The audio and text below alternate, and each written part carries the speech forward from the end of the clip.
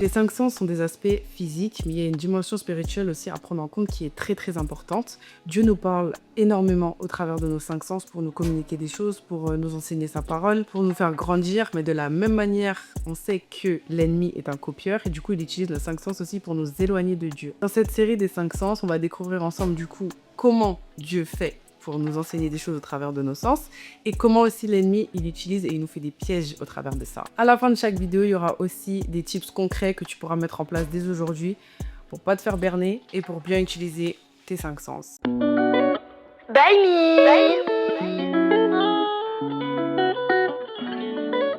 Salut les gars, j'espère que vous allez bien. On continue notre série sur les cinq sens. Aujourd'hui, on va parler du goût. Comme d'habitude, vous prenez votre bille, vous prenez un truc à manger et tout. C'est chill. Voilà. Donc le goût, définition, sens auquel l'être humain perçoit les saveurs alimentaires. Le goût, hein. Ah là là, manger, hein. Donc le goût, j'ai mis que c'est un cadeau de Dieu dans sa création, parce qu'en soi, il nous a créé comme les cinq sens. Mais il nous a créé vraiment avec le goût. Le goût, je trouve, c'est un truc vraiment... Ah là là, manger, c'est bon. Donc le goût est un cadeau de Dieu dans sa création, mais l'excès de table, qui est du coup la gourmandise et trop manger, on va dire vraiment abuser, manger sans avoir faim. Enfin vraiment la gourmandise, tout ça, c'est l'excès de table. Et ça, c'est pas vraiment pour la gloire de Dieu. Donc ça nous montre vraiment comment ça peut devenir un piège spirituel. Pourquoi trop manger ou mal manger peut devenir un piège spirituel? Bonne question. Il faut que je trouve le verset d'ailleurs. Ouh là là, j'ai pas cherché. Donc, l'excès de table, c'est quand le goût, donc quand manger, c'est plus un plaisir, mais une dépendance. On aime beaucoup manger, hein. Moi, j'aime bien manger, hein. Donc, la Bible met en garde contre la gourmandise et l'excès. Donc, dans Proverbe 23, versets 20 à 21, c'est le moment de prendre nos Bibles. Ne sois pas parmi les buveurs de vin, ni parmi ceux qui se gorgent de viande, car l'ivrogne et celui qui se livre à des excès s'appauvriront. Et Philippiens 3, verset 19, il écrit « Leur Dieu, c'est leur ventre ». Donc, en fait, le goût, en fait, ça peut vraiment devenir notre Dieu. Et vous voyez, des fois, dans la Bible, quand Dieu dit « Ouais, revenez à votre premier amour », mais des fois, en fait, on a fait de la nourriture notre Dieu et on s'en rend même pas compte. Donc, la gourmandise, c'est vraiment pas que aimer manger. C'est vraiment au-delà. Parce que tu peux aimer manger, mais ne pas être dans la gourmandise. C'est vraiment... Là, on parle vraiment de perdre le contrôle et de laisser ses émotions diriger notre ventre. Quand on ne mange plus pour vivre, mais quand on vit pour manger. Donc, le premier point que j'ai fait, c'est manger n'importe quoi et en gros, ne pas prendre soin de son corps au travers de la nourriture. Donc Dieu, il nous confie, dans la Bible, c'est clairement dit que Dieu nous confie notre corps comme le temple du Saint-Esprit. Et donc, c'est quelque chose on a la responsabilité de prendre soin de notre corps.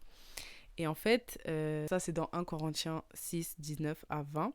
Si on remplit notre corps de nourriture déséquilibrée, bah, on sera forcément déséquilibré dans notre vie. Par exemple, là, on est en début d'année et en fait, avec mon église, en début d'année, on a fait un jeûne de Daniel. Et il faut savoir que moi, je suis addict au McDo. J'ai travaillé au McDo pendant 1 mois et en fait, j'ai eu une addiction au McDo parce que du coup, je mangeais tous les jours au McDo. Et en fait, ça fait peut-être... Bah, c'était en 2020, donc ça fait 6 ans, dingue. Ça fait 6 ans qu'en fait, j'étais addict au McDo. Je mangeais tout le temps au McDo. Mais quand je vous dis addict, c'est que en fait, je mangeais 3-4 fois par semaine McDo. Voilà. Et en fait, là, j'ai fait le jeûne de Daniel, donc j'aime trop les fast-food, hein. J'ai fait le jeûne de Daniel avec mon église, c'était fruits et légumes pendant 40 jours. Et comment vous dire que, bah en fait, la première semaine, j'ai fait une désintox en fait. Mon corps, j'avais mal à la tête, je me sentais pas bien, j'avais besoin de sucre, parce que j'étais aussi addict au sucre.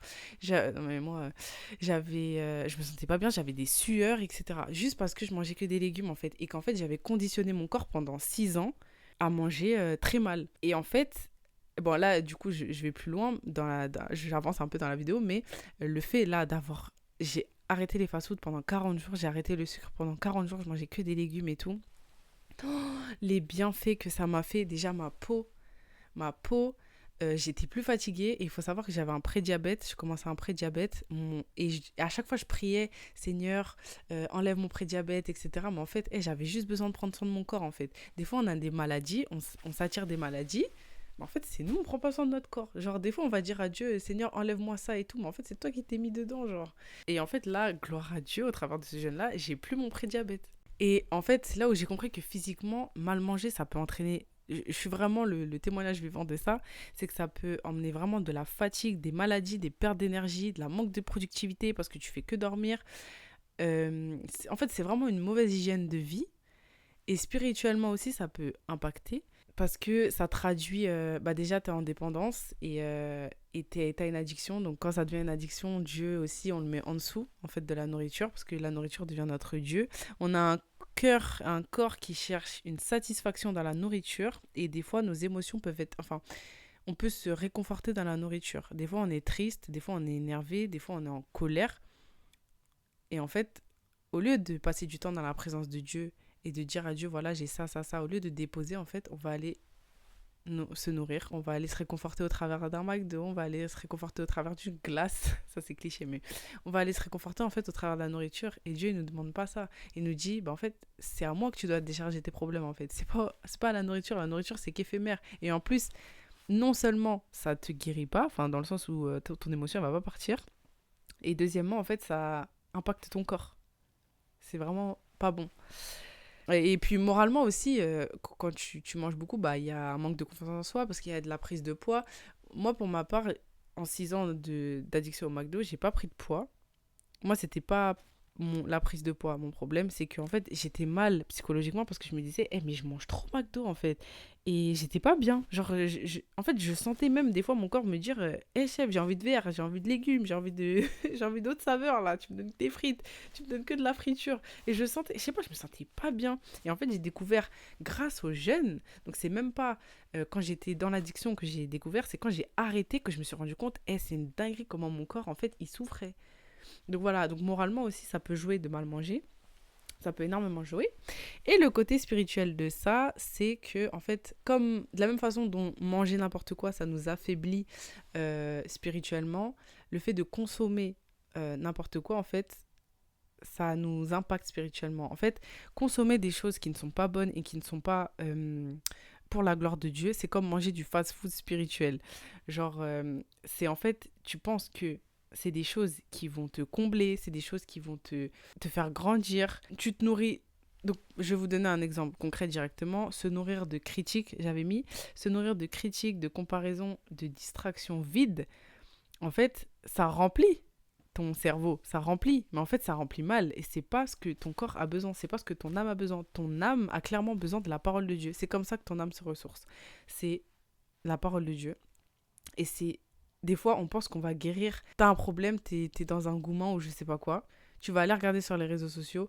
Ouais, comment faire pour, je sais pas, guérir de ça. Mais en fait, va dans la présence de Dieu. Et Dieu, en fait, c'est lui qui va te guérir, tu vois. Et des fois, en fait, on se nourrit vraiment de choses qui ne sont pas bien, en fait, pour nous. Et c'est pas ce que notre corps, notre âme et notre esprit a besoin. On pense que oui, mais non, c'est pas ça, en fait. Et ça sera jamais vraiment de la guérison parce que ça sera éphémère.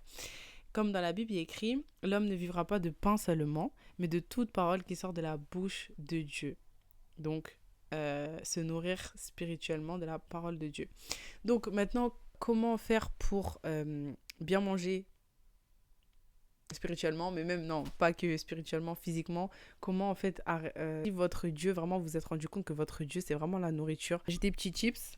Donc j'ai mis réapprendre la gratitude avant de manger.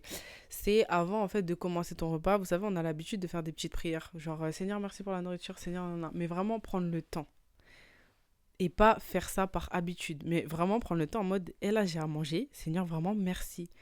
Et au-delà du merci, c'est Seigneur, apprends-moi à bien manger et apprends-moi à manger à ma faim, en fait. À me faire à manger à ma faim. Donc, avant de manger, tu prends ton repas, tu prends 10 secondes et tu dis Seigneur, merci pour cette nourriture. Aide-moi à manger avec sagesse. Et donc, pas le faire par habitude, mais plutôt par reconnaissance. Et habituer ton cerveau à, en fait, non, mais la nourriture, c'est vraiment un don. Genre, c'est vraiment quelque chose que Dieu me donne, c'est pas acquis. Voilà. Ensuite, chercher la modération et pas la perfection.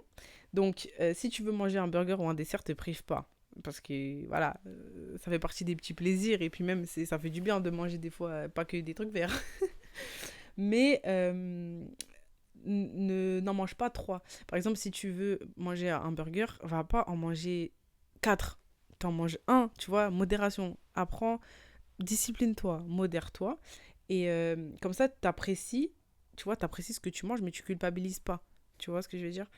Et même avant de commander, tu rentres dans un fast-food ou avant de faire tes courses, tu pries, tu dis Seigneur, je vais commander quelque chose, je vais acheter quelque chose, je vais faire mes courses. Vraiment, donne-moi la sagesse de bien faire mes courses. Parce que des fois, on mange mal parce qu'on fait mal nos courses, tu vois.